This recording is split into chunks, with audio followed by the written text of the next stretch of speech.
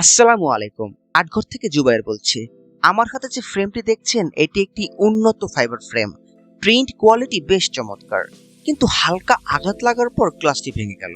কারণ এতে ব্যবহার করা হয়েছে বাজারের নরমাল সস্তা গ্লাস, যেটি কিনা হাত থেকে পড়ে যাওয়া বা হালকা আঘাতেই চূর্ণ বিচূর্ণ হয়ে যায়।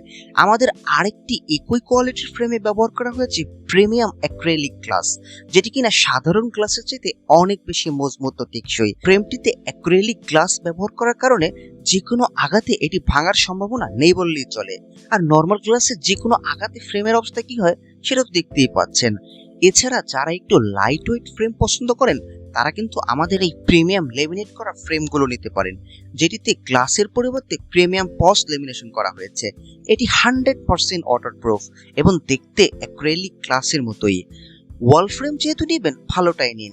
এই দুটোর ভিতরে যে কোনো একটি কোয়ালিটির ফ্রেম আপনি নিঃসন্দেহে নিতে পারেন।